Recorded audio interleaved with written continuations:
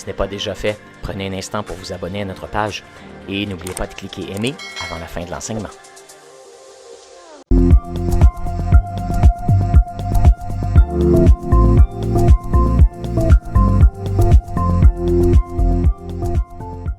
Écoutez, aujourd'hui, nous parlons d'adorer.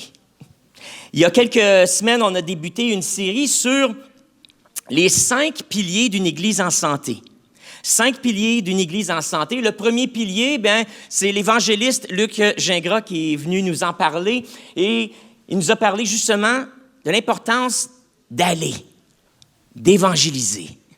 Pour être une Église et un chrétien en santé, il faut des fois sortir des murs d'église puis la vivre notre foi à l'extérieur. Et Luc nous a stimulé là-dessus. Ensuite, on avait Pasteur Kathleen qui nous a parlé de l'importance de servir. Donc, une Église en santé et un chrétien en santé, c'est un chrétien et une Église qui servent et qui se servent mutuellement et qui servent aussi notre communauté.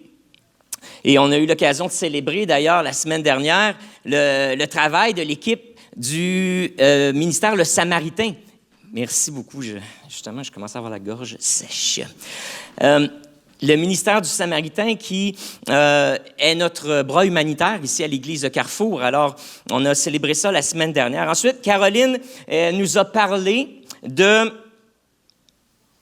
De quoi que Caroline nous a parlé il y a 3 semaines? La croissance, croître. Et un chrétien en santé, c'est un chrétien qui croît. En fait, tout ce qui est en santé et vivant croît. Hein? Ça croît, ça grandit. Alors, une Église et un chrétien en santé, ça croît. Et aujourd'hui, je vous parle d'adorer. Une Église en santé est une Église qui adore. Un chrétien en santé, c'est un chrétien qui adore. Et on va essayer de définir ça ensemble un peu. Qu'est-ce que ça veut dire adorer? Ici, à l'Église, on a une équipe qui s'est penchée sur ces 5 piliers-là, qui a essayé de formuler des énoncés de vision pour chacune de ces dimensions de vitalité chrétienne. Et on a dit ici, à l'Église de Carrefour, on veut cultiver et célébrer la présence de Dieu à travers un mode de vie rempli de l'Esprit. Et déjà, dans cet énoncé-là, on commence à avoir une idée. Qu'est-ce que ça veut dire adorer? C'est cultiver, célébrer la présence de Dieu. Il y a quelque chose à propos d'être dans la présence de Dieu. Mais j'aime l'énoncé que l'équipe a mis en place parce que ça dit à travers un mode de vie rempli du Saint-Esprit. Parce que vous savez, adorer, c'est plus que ce qu'on fait pendant 1 demi-heure, 45 minutes, le dimanche matin, comme on vient de le faire. Adorer, c'est un mode de vie. C'est-à-dire qu'on peut adorer partout où on est, dans n'importe quelle situation, n'importe quelle circonstance, on peut adorer. Au travail, à la maison, dans nos loisirs, et bien sûr, à l'Église, on peut adorer. J'aime penser à l'adoration comme l'idée d'accorder mon esprit avec celui de Dieu. Accorder ou harmoniser mon esprit avec celui de Dieu qui est en moi. J'accorde ma volonté ou j'harmonise ma volonté avec quoi? Quand on dit s'harmoniser avec Dieu, on parle de s'harmoniser avec sa volonté, on parle de s'harmoniser avec ses pensées, s'harmoniser avec ses désirs, avec ses projets, s'harmoniser avec ce qui lui plaît, avec ses passions. Adorer, c'est s'harmoniser avec Dieu. Et ensuite, on exprime cette harmonie-là, cette unité, par un mode de vie qui le glorifie, un mode de vie qui lui ressemble. Dans Jean, au chapitre 4, le verset 23, Jésus a cette conversation-là avec une femme samaritaine, lui qui était juif, et maintenant en train de se rendre à traverser une région qui s'appelle la Samarie, qui était un État un État souverain.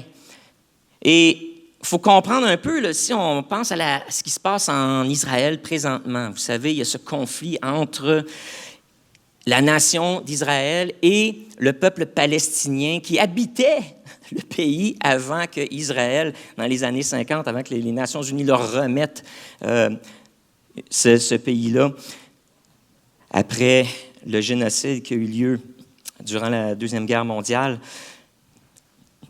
Ce qui est arrivé, c'est que les Palestiniens, on les a placés dans des territoires souverains dans le pays. C'est un peu comme ça, pensez à ça. La relation entre Palestiniens et Israéliens, c'est semblable à la relation des Israéliens et des Samaritains de cette époque-là. Et Jésus est là en train de traverser ce territoire-là, et puis il rencontre une femme à un puits, et puis il y a cette conversation avec elle à propos de différents sujets, à propos de sa vie, mais à un moment donné, dans la conversation, il parle justement de l'adoration. Puis elle essaie de partir un petit débat avec Jésus. Hein. Jésus, nous, on adore dans la ville de Samarie. Vous adorez à Jérusalem. Mais dans le fond, on fait la même affaire. Dans le fond, on adore le même Dieu. C'est ça qu'elle essaie de lui dire. Vous autres, c'est à Jérusalem, nous autres, c'est à Samarie, vous autres, c'est dans le temple, nous autres, c'est sur la montagne. Mais dans le fond, tous les chemins mènent à Dieu. C'est le même Dieu, il y en a juste un.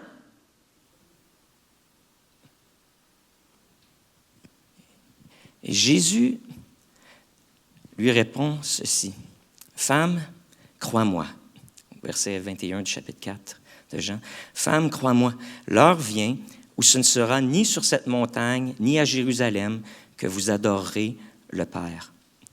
Vous adorez présentement ce que vous ne connaissez pas. Nous adorons ce que nous connaissons, car le salut vient des Juifs. Mais l'heure vient, et elle est déjà venue, où les vrais adorateurs adoreront le Père en esprit et en vérité, car ce sont là les adorateurs que le Père demande. Dieu est esprit, et il faut que ceux qui l'adorent en esprit et en vérité. Les Samaritains adoraient Yahweh, ou Jéhovah, le Dieu de l'Ancien Testament, le Dieu des Juifs.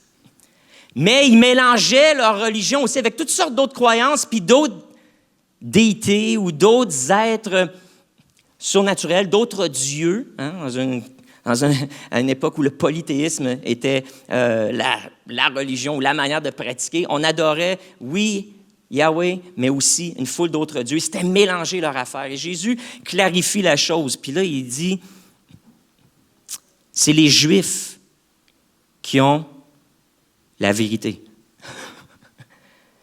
C'est pas les Samaritains. Fait que quand quelqu'un vous sort là, cette phrase-là, dans le fond, il y en a juste un Dieu, mais toi, tu l'adores à ta manière, moi, je l'adore à ma manière. Toi, tu vas à l'église de Carrefour, moi, je vais à d'autres temples, d'autres endroits sacrés.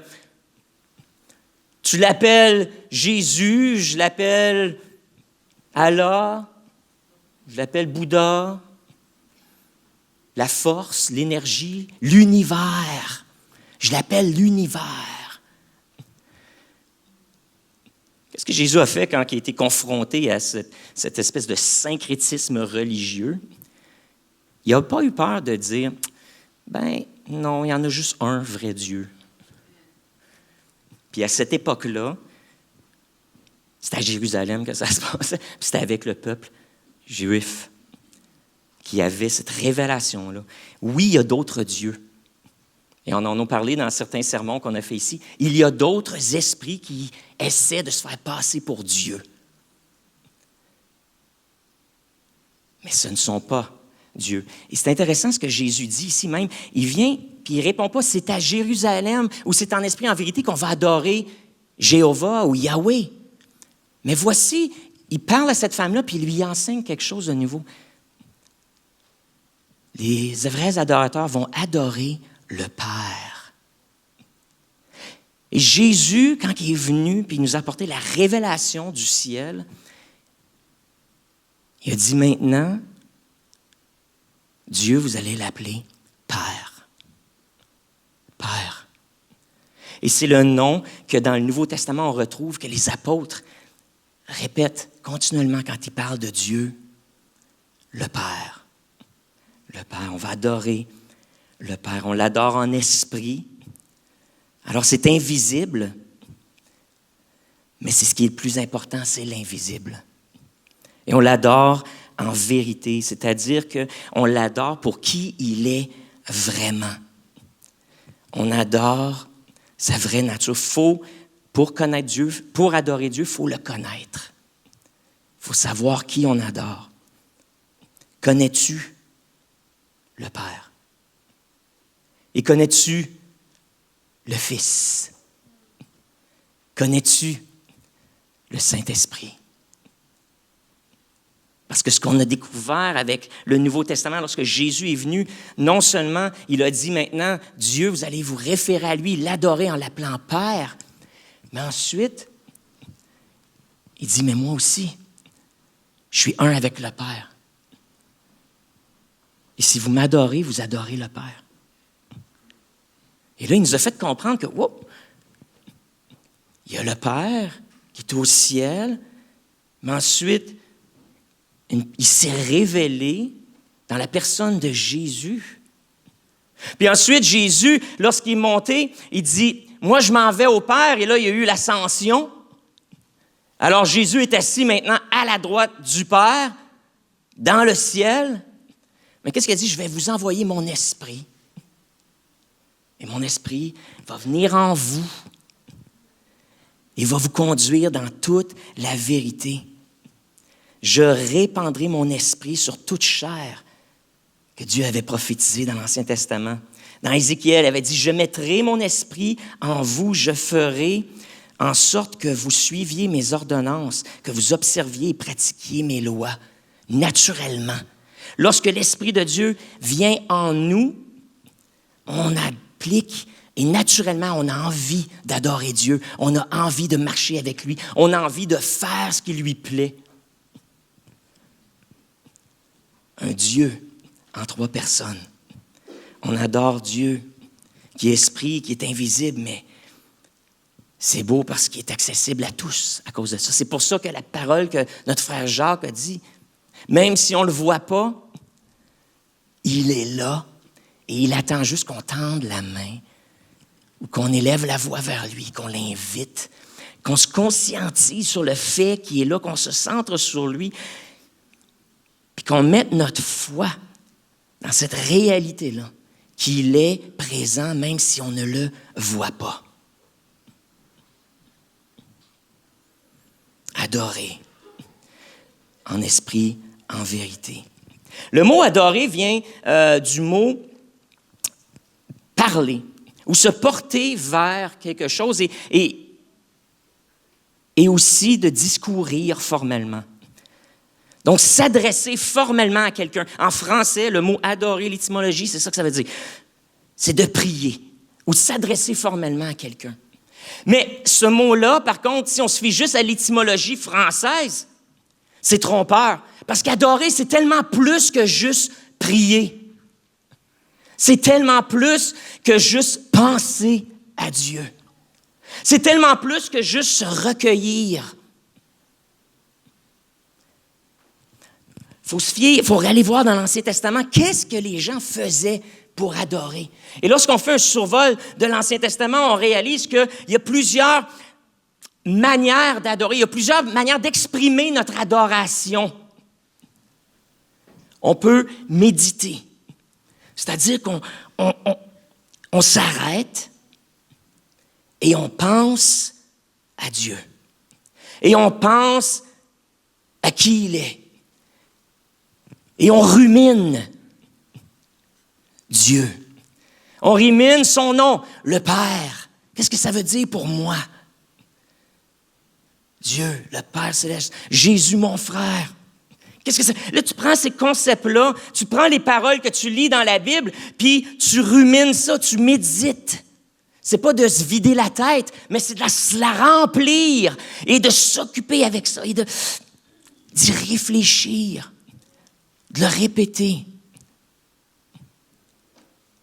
Méditer, c'est-à-dire centrer nos pensées sur Dieu. Dans l'Ancien Testament, on voit que rendre hommage à Dieu, c'est une manière d'adorer, de rendre hommage, de célébrer qui il est, de célébrer son nom, de célébrer sa présence, de célébrer son action dans nos vies, dans la vie de notre communauté.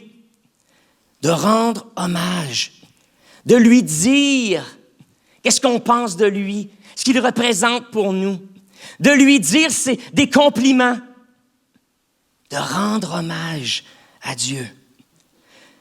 Dans l'Ancien Testament, on voit des gens qui adorent en se prosternant devant Dieu. Des fois, ils sont couchés complètement à terre, étendus devant Dieu. Parfois, ils élèvent les mains. Ils sont debout. Parfois, ça danse dans la présence de Dieu.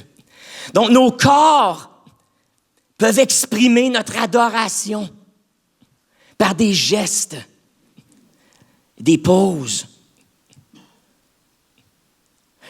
L'adoration s'exprimait à travers le service, de servir Dieu, de servir sa cause, de servir son peuple. L'adoration s'exprime par la reconnaissance, par des remerciements. L'adoration s'exprime par la confession. Confesser qui il est, c'est-à-dire la confession, c'est engager notre bouche et notre appareil vocal dans notre communion avec Dieu. Donc, on confesse, c'est-à-dire on dit à voix haute ce qu'on pense au fond de nous. On est habitués, nous autres, à la confesse. Au Québec, avec l'Église catholique, on va à la confesse dans le confessionnel. Comme en arrière, on a un vieux, des vestiges ici de l'ancienne paroisse l'Assomption. On a encore le confessionnel, mais c'est là-dedans qu'on sert le café maintenant, puis nos tasses, puis nos pour vous servir le café le matin. Parce qu'il y a quelque chose qu'on fait et qu'on croit ici, c'est que tu n'as pas besoin du curé pour passer et te rendre à Dieu, mais que toi, tu es un enfant de Dieu et que tu as accès direct à Dieu et que si tu prends le temps, tu peux confesser, oui, tes péchés, mais tu peux confesser des louanges. Tu peux confesser des prières. Tu peux confesser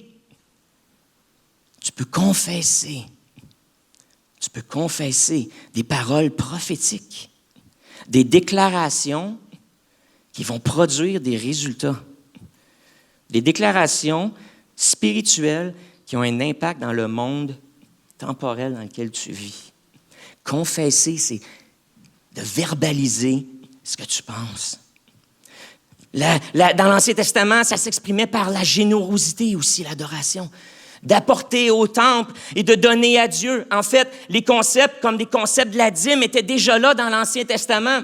Même qu'on ne faisait pas juste donner de l'argent, saviez-vous que le premier-né de chaque famille et de chaque troupeau était donné à Dieu, consacré à Dieu? Même le premier-né de chaque famille. Encore une fois, au Québec, dans le temps, c'était pas rare qu'une famille dise à un des enfants, « Toi, tu vas être curé. Toi, tu vas être prêtre. Ou tu vas être une sœur. » Dans l'Ancien Testament, on adorait Dieu en donnant même nos enfants, pas à la mort, mais au service de Dieu. On le consacrait. Et cet enfant-là allait, la priorité, si Dieu parlait, si Dieu s'adressait à la famille, Dieu demandait quelque chose à la famille, cet enfant-là était la personne qui allait exécuter ces choses-là. La générosité, les dons. On adore Dieu par mémoriser la parole de Dieu, ses commandements, sa loi. Donc, on la mémorise, on l'intègre et on la prend par cœur. On adore Dieu dans l'Ancien Testament par offrir des sacrifices, des agneaux, des chèvres, des taureaux, des pigeons, même du pain, de l'huile. Mais on offre des sacrifices et on les brûle. Dans l'Ancien Testament, on adore Dieu en vantant ses mérites. Ce qu'il a accompli, en racontant l'histoire de Dieu et son interaction avec le peuple d'Israël. Et en racontant ses exploits. On se les raconte entre nous, mais on se les raconte aussi lorsqu'on est en charrue.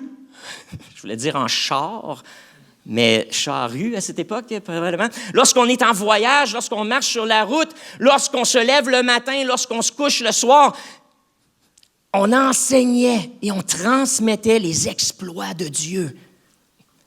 Et c'est une façon d'adorer Dieu en gardant la mémoire de ses exploits vivantes. En racontant le témoignage de Dieu. On le célèbre par la musique. On adore Dieu par la musique, avec les instruments. On adore Dieu par toutes sortes de rituels, par notre habillement, la manière que les prêtres étaient habillés, la manière que les choses se faisaient dans le temple, par l'architecture du temple, par la décoration du temple. On adore Dieu. Par l'excellence du travail qu'on offre à Dieu, on adore Dieu. Dans les rituels et finalement dans l'obéissance. On adore Dieu en obéissant à ce qu'il nous demande. Alors, j'ai pris ma femme, je trouvais que son sermon, là, il y a 2 semaines, était excellent. Je ne sais pas si vous autres, sur la croissance. Et puis, j'ai décidé de faire comme elle. Elle avait fait un petit acrostiche avec le mot « croix ». Ben, j'ai décidé d'en faire un avec « adorer ». Tiens, je me suis dit, tiens, alors, quand on parle d'adoration, donc pour nous aider à intégrer ce concept-là que d'adorer, ça touche toute notre vie, c'est un mode de vie. Voici mon petit acrostiche. Adorer, premièrement, on s'attache à Dieu. Adorer, c'est donner à Dieu. Adorer, c'est obéir à Dieu. Adorer, c'est reconnaître Dieu. Adorer, c'est exalter Dieu. Et adorer, c'est ressembler à Dieu. Adorer, c'est s'attacher à lui. S'attacher à sa présence.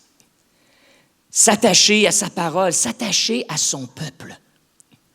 Tu ne peux pas adorer Dieu si tu ne t'attaches pas à son peuple. Ton adoration est estropiée. C'est de la demi-adoration si tu adores Dieu, mais que tu n'aimes pas ses enfants.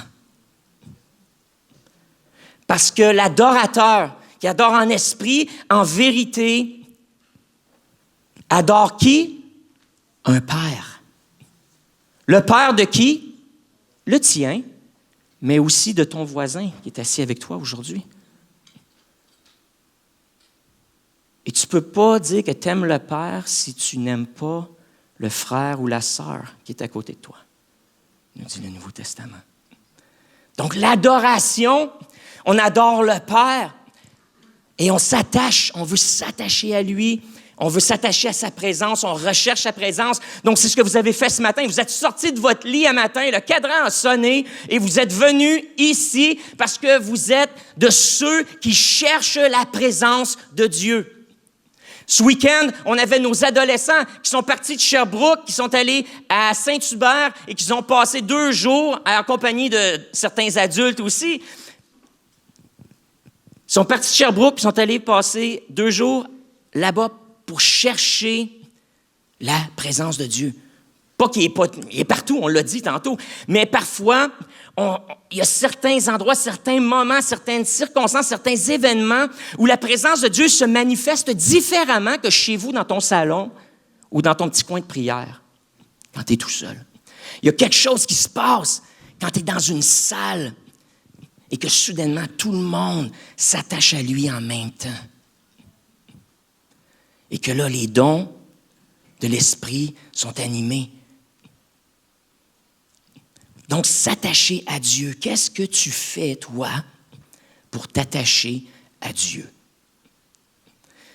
Quelles sont tes habitudes dans ton mode de vie qui t'aident à t'attacher à Dieu, à être dans sa présence et de cultiver sa présence? Quelles sont tes habitudes? Venir à l'Église, ça n'est une, parmi tant d'autres.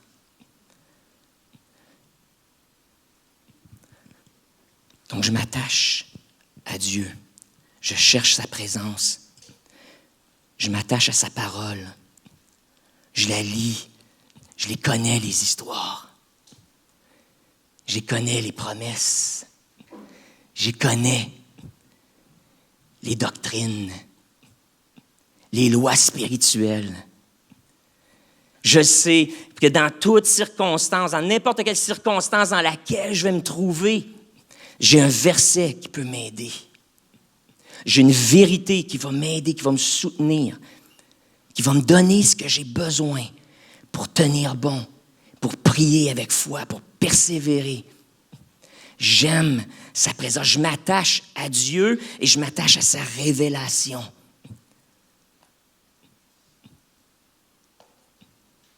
Combien de temps passons-nous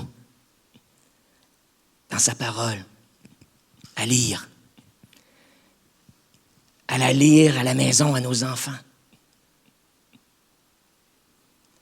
à en discuter? Les adorateurs sont attachés à Dieu, sont attachés à ce qu'il aime, sont attachés à ses paroles, sont attachés à ses enfants, à son peuple. L'adorateur qui adore en esprit et en vérité, deuxièmement, il donne. Le D d'adorer. Il donne de ses talents, il donne de son temps, il donne de son argent, il donne de son énergie. Il se donne lui-même. Il donne tout ce qu'il a. Parce que le vrai adorateur sait que tout ce qu'il a, c'est une grâce de Dieu. Tout ce qu'il a, c'est par la grâce de Dieu qu'il l'a. Même s'il a travaillé fort pour l'avoir, le vrai adorateur sait que Dieu tient le monde dans sa main et que toutes les ressources qui sont sur la terre, que toutes les lois naturelles qui tiennent tout ça ensemble, c'est Dieu qui a mis tout ça en place et que nous, on fait juste profiter, bénéficier de ce que Dieu a offert en cadeau aux êtres humains. Et qu'en bout de ligne, il peut tout reprendre s'il veut. Alors, le vrai adorateur sait que tout vient de Dieu et ce qu'il fait, c'est qu'il redonne à Dieu. Il redonne à Dieu. Il donne. Qu'est-ce qu'on donne à Dieu? Est-ce que ça fait partie de notre style de vie, notre mode de vie, d'être généreux, de donner? C'était le fun, cette année, on a célébré, on a fait la reconnaissance de nos bénévoles qui, ici, à l'Église de Carrefour, on appelle nos coéquipiers. Et on a réalisé que dans un dimanche comme aujourd'hui, où on a une centaine, peut-être 130 personnes dans l'Église avec les enfants, on a 95 d'entre vous qui sont impliqués dans un ministère à l'Église. Ça, là, c'est plus que la moitié. Oui. Quand, dans les études qui ont été faites, on dit souvent qu'il y a 20% de monde dans l'Église qui travaillent et qui soutiennent le ministère pour 80% qui juste viennent participer le dimanche. Dans notre Église, on a vraiment renversé cette statistique-là. Et il y a une majorité d'entre vous qui donnez de vos talents, votre énergie. Et je veux vous remercier. Je veux vous remercier. Beaucoup d'entre vous qui donnez de votre argent. Notre Église est financée par ceux qui viennent ici le dimanche. Puis ceux qui nous écoutent en ligne aussi, parce qu'on a nos frères, nos sœurs qui ne sont pas capables toujours de venir, mais qui nous écoutent en ligne. Bonjour à vous, d'ailleurs, à ceux qui nous écoutez. Et merci pour votre fidélité. Merci d'être là, d'être présent.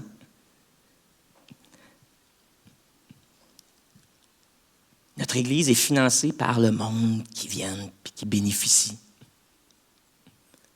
Alors, je vous encourage, ceux d'entre vous qui bénéficiez de ce ministère-là, bénéficiez de l'espace, bénéficiez de la louange, de l'adoration, bénéficiez du ministère de l'Éducation chrétienne, bénéficiez de la louange de nos musiciens, du talent de Nathalie. Vous bénéficiez d'un environnement propre que notre concierge a fait. Vous bénéficiez de la bonne intendance du CA. Vous bénéficiez du travail d'un groupe d'anciens qui prient, qui intercèdent et qui imaginent des projets pour vous. Vous bénéficiez.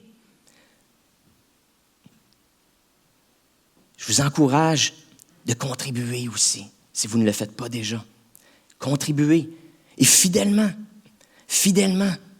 On a besoin de fidélité. Vous savez, nos créanciers sont fidèles à nous demander qu'on paye nos comptes à tous les mois. La banque qui nous a aidé à financer les réparations sur la bâtisse, ils veulent qu'on soit fidèles. Hydro, Sherbrooke veut qu'on soit fidèle. Vidéotron veut qu'on soit fidèle. Donc, à tous les mois, on est fidèle. Mais on compte sur les fidèles pour être fidèle. Alors, on compte sur vous, les fidèles. Je vous encourage à la fidélité, c'est-à-dire à donner de façon régulière, que ça fasse partie de votre style de vie. Parce que nous, les billes, il faut les payer de façon régulière à tous les mois. Alors, pensez à ça chez vous. C'est de même que ça marche aussi. À tous les mois, il y a des choses à payer. Bien, vous êtes fidèle à vous lever le matin puis à aller travailler. Bien, c'est la même chose ici. Sauf que, moi, je suis fidèle, je viens travailler. Là. Je travaille pour vous autres.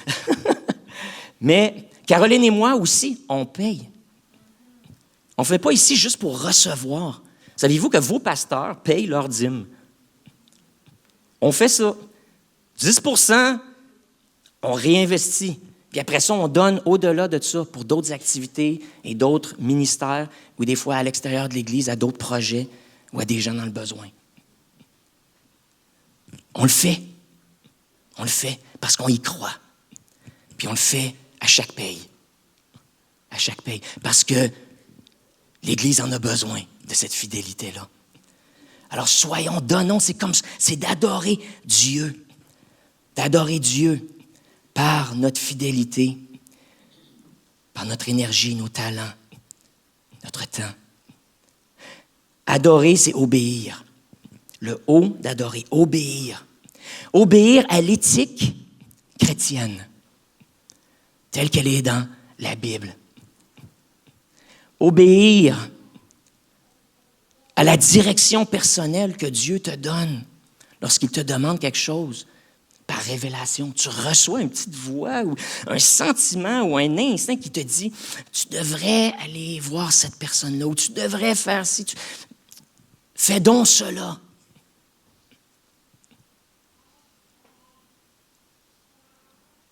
Est-ce que tu obéis à la petite voix, à sa direction personnelle pour toi?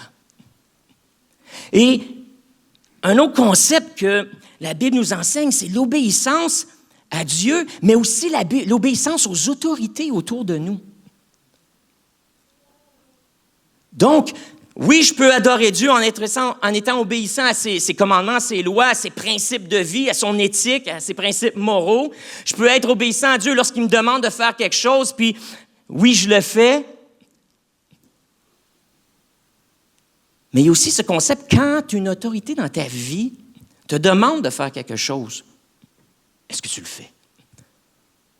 Si tu habites encore chez tes parents, quand ton père, ta mère te demande quelque chose, est-ce que tu obéis?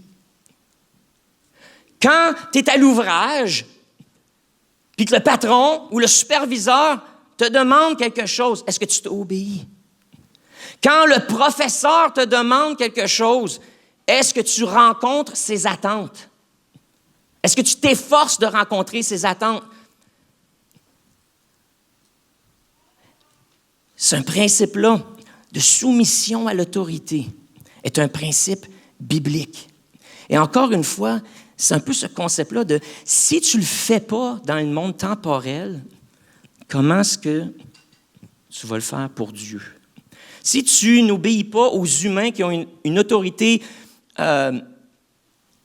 naturelle, si tu veux, ou sociale, on dit sociale, sur ta vie, comment est-ce que tu vas faire pour obéir à Dieu? Alors, dans le Nouveau Testament, il y a ce concept-là que de se soumettre aux autorités. Écoutez, l'apôtre Paul, il dit ça, là, il enseigne ça à des chrétiens qui vivent dans l'Empire romain, qui sont en train de se faire persécuter. Et il leur dit, soyez soumis à vos autorités. Vivez votre vie d'une manière exemplaire afin que personne n'ait rien à dire contre vous.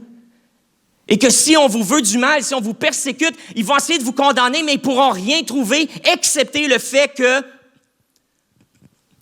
tu aimes Dieu, tu aimes ton prochain, tu fais du bien, puis tu te soumets à leur autorité malgré tout. Dans un contexte où on réprimait le christianisme et on les persécutait, Paul dit quand même, soyez soumis à vos autorités. Parce que ce n'est pas toutes les autorités qui sont crottées. Mais ils ont été placés là par Dieu. Et ce concept d'autorité, c'est un principe du royaume de Dieu qui est simplement repris dans notre société. C'est juste que les humains, on n'est pas parfaits, puis des fois, on ambitionne sur les autres. Tandis que Dieu, lui, respecte toujours. Mais si tu obéis Dieu dans ton environnement social, si tu obéis aux autorités dans ton environnement social, c'est un acte d'adoration envers Dieu. Parce que c'est quelque chose qu'il demande de ses enfants.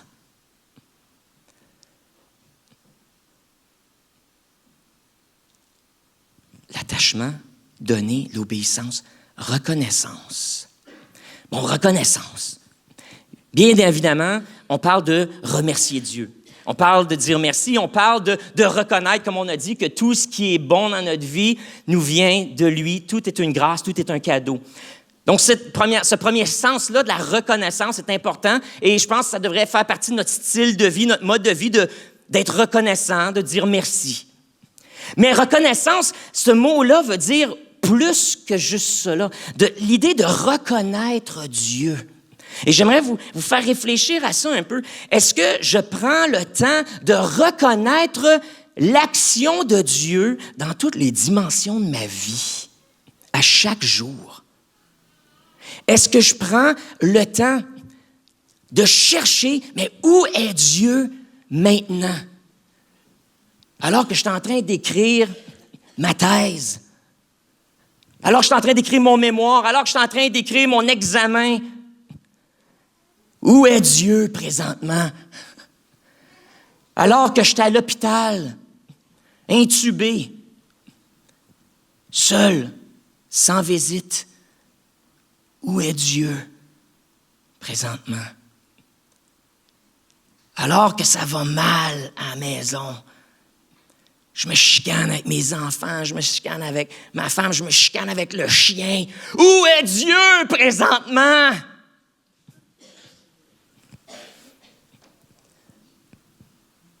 Lorsque je suis au travail, sur la ligne de montage, puis j'ai le même mouvement que je répète à chaque jour. Où est Dieu présentement? Pendant que je suis en train de plaider une cause. Où est Dieu?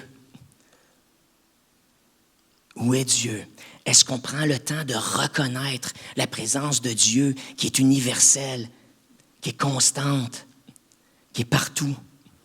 Est-ce qu'on prend le temps de chercher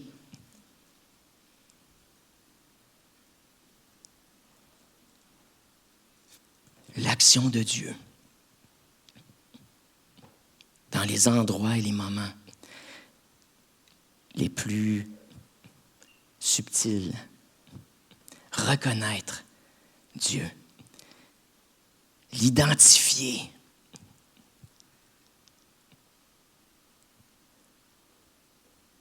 Dans toutes les circonstances de notre vie. Et une fois qu'on l'a ciblé, c'est là qu'on peut mettre ces choses-là qui vont ensemble. Une fois qu'on est là et qu'on se sent un peu perdu, mais qu'on réussit à cibler Dieu dans nos circonstances, on s'attache à lui. On s'attache à lui. Donc la reconnaissance, oui, dire merci, mais encore plus de le reconnaître, de prendre le temps, de s'arrêter, de reconnaître son action, son influence, sa volonté, son dessein, son plan, son projet, son autorité, son amour pour toi, dans tout ce que tu vis. Dans quelle dimension de ta vie aujourd'hui tu te sens seul, tu te sens débordé, tu te sens envahi, tu te sens impuissant? Dans quelle dimension de ta vie aujourd'hui que tu vis cette impuissance, cette solitude, cette incompréhension? Tu te dis, il n'y a personne qui me comprend.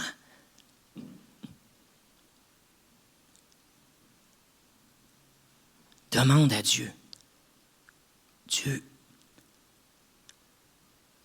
montre-moi où tu es dans tout ça. Ouvre mes yeux. Ouvre mes yeux. Quelqu'un qui a prié ça dans l'équipe de prière ce matin, avant la réunion. Que nos yeux s'ouvrent. Ouvre nos yeux spirituels afin que je puisse voir, alors que je vois juste des problèmes, que je vois juste des défis, que je puisse te voir toi.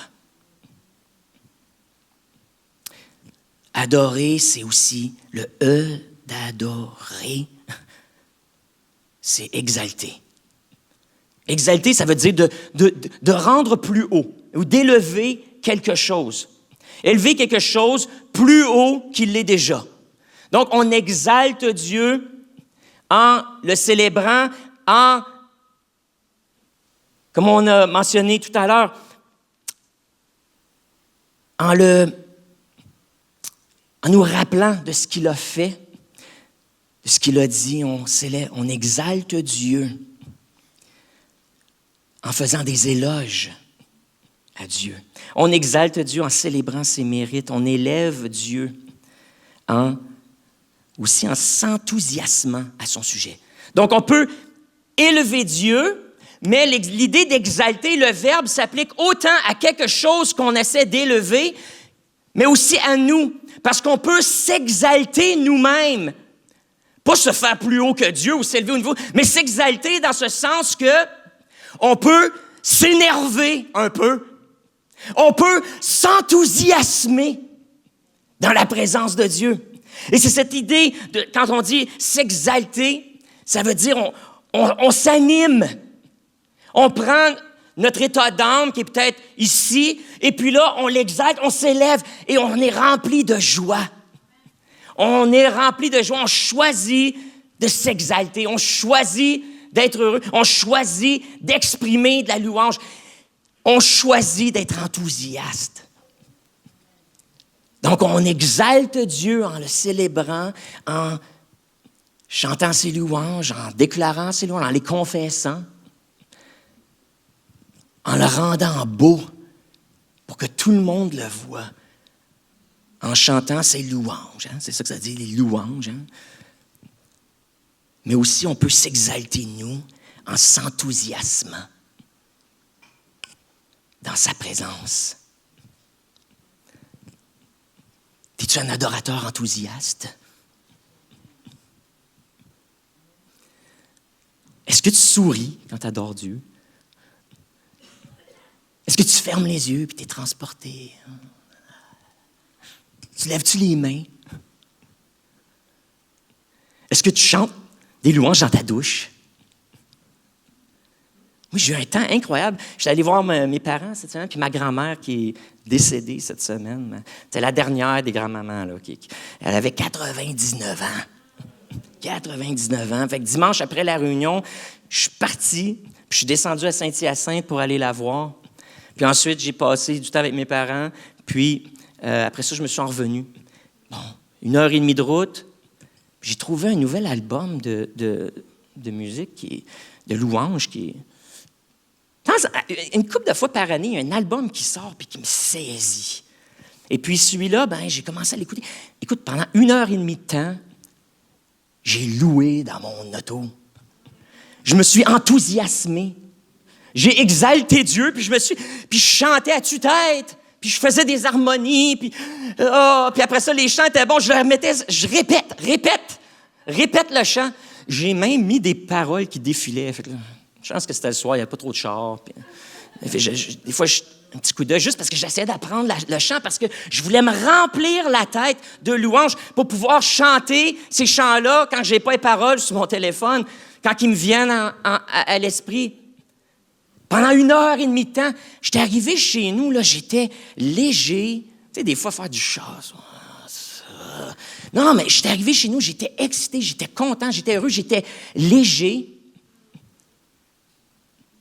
J'étais dans sa présence parce que je l'ai exalté et je me suis exalté. Finalement, le R, ressembler à Jésus. Donc, on veut savoir c'est quoi un mode de vie d'adoration. Un mode de vie d'adoration, c'est un mode de vie dans lequel je suis un imitateur de Jésus. Si c'est ton objectif premier d'imiter Jésus, tu recherches dans toutes les circonstances de ta vie, tu te poses la question, qu'est-ce que Jésus ferait à ma place? Tu es en train d'adorer. Surtout si tu fais comme Jésus. Là, tu es en train d'adorer. Quand j'imite Jésus, quand je parle comme Jésus, quand je pense comme Jésus, quand j'aime ce que Jésus aime, quand je lui ressemble, quand je reproduis son caractère, quand je reproduis son comportement, quand je répète ses paroles et même quand je répète ses exploits, je suis en train d'adorer Dieu. Je suis en train d'adorer Dieu. D'être comme Jésus. L'apôtre Paul nous enseigne que dans cette vie, l'objectif, c'est de devenir de plus en plus comme Jésus. Qu'on se rende, si possible, à la stature parfaite de Jésus. C'est un peu les mots qu'ils utilisent dans ma bonne vieille Bible Louis II. De devenir à la stature parfaite de Jésus. Puis oui, c'est le travail d'une vie. Puis oui, on ne sera pas capable. Puis oui, même si j'essaie du mieux que je peux, je me mets le pied dans la bouche souvent. Puis je vais dire des niaiseries, des fois des conneries. Des fois, ça arrive que je dis des choses qui blessent. Je vous demande pardon. Je vous demande pardon. Parce que je suis en devenir, moi aussi. On est tous en devenir. On est tous en devenir. Mais est-ce qu'on essaye? Puis est là l'adoration.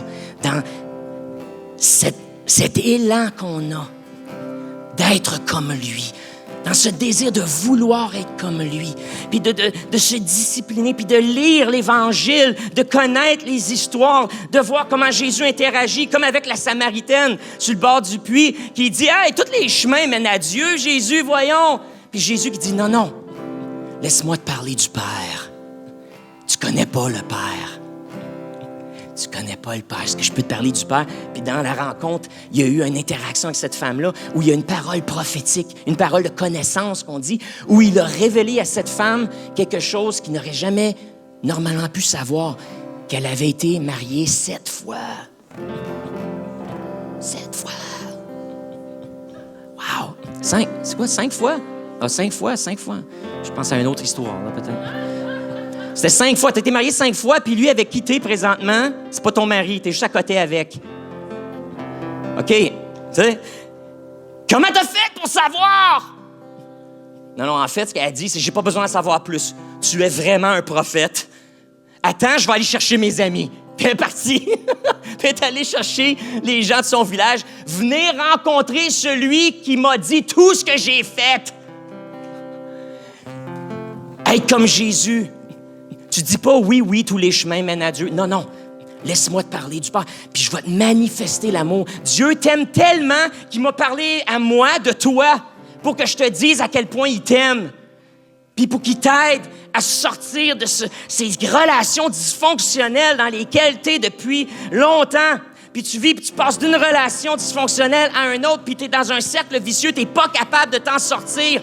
Laisse-moi te dire comment t'en sortir. Tu as besoin d'arrêter d'adorer à Samarie, puis tous les faux dieux que tu adores, puis le faux Dieu que tu penses c'est le Dieu d'Israël, mais ça ne l'est pas. Arrête de mélanger les affaires. Adore Dieu, le Père, et voici ce qu'il va faire. Il va transformer ta vie. La vie de cette femme-là a été transformée cette journée-là. Alors, imite Jésus. Fais pas juste dire oui. Quand le monde raconte toutes sortes d'affaires, mais dis-leur, il y a une autre option. Il y a un petit peu plus à l'histoire que ce que tu penses. Est-ce que je peux t'en parler?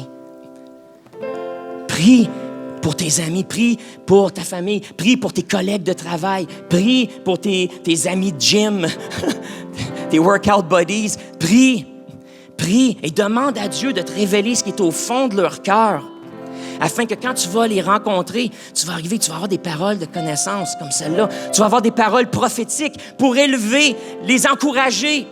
Tu vas avoir des paroles qui vont des solutions à leurs problèmes. Ils vont dire, je suis en train de vivre ça à la maison, puis boum, tu vas sortir une réponse. Tu vas arriver à l'union avec ton syndicat, puis le comité du syndicat va être en train de discuter, qu'est-ce qu'on fait, puis tu vas arriver, puis boum, c'est ça qu'on devrait faire. Tu vas arriver à ton superviseur ou ton boss, tu vas dire, la compagnie est dans la merde, puis là, il sait pas quoi faire, puis tu vas arriver, mais avez-vous pensé à ça, patron? Boum, une réponse. Ici, à l'église de Carrefour, ce qu'on veut, c'est qu'on ressemble tellement à Jésus, qu'on soit rempli d'un amour irrésistible, que les gens veulent être ton ami et qu'ils ne peuvent pas se passer de ta présence. On veut que tu sois rempli d'une sagesse qui est surprenante, une sagesse qui est pertinente, que partout où tu vas, quand tu parles, le monde écoute.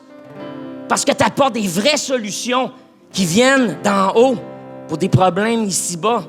Puis on veut que partout où tu vas, tu sois rempli d'une puissance surnaturelle. Que quand tu pries, le ciel s'ouvre, puis il y a des miracles qui se passent. Puis quelqu'un vient te voir avec sa solution désespérée, puis tu dis, j'aimerais prier pour toi. Tu pries et sa vie change. Sa vie est transformée, sa maladie est guérie.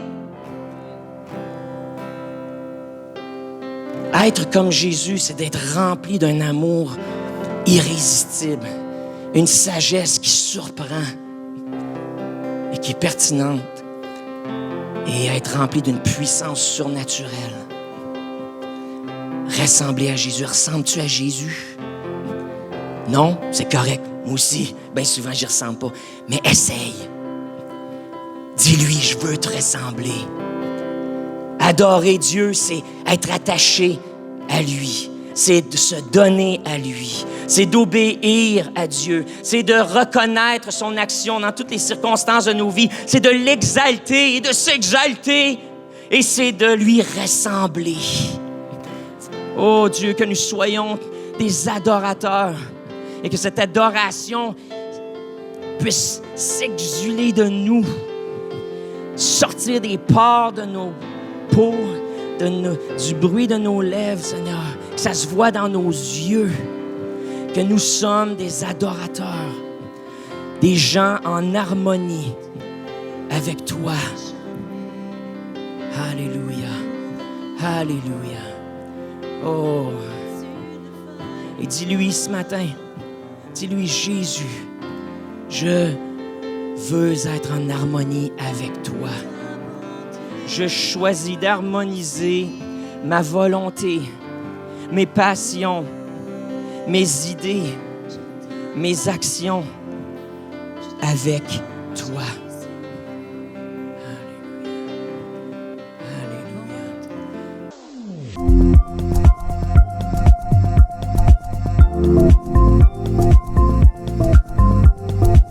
Alléluia. pas déjà fait, prenez un instant pour vous abonner à notre page et n'oubliez pas de cliquer aimer avant la fin de l'enseignement.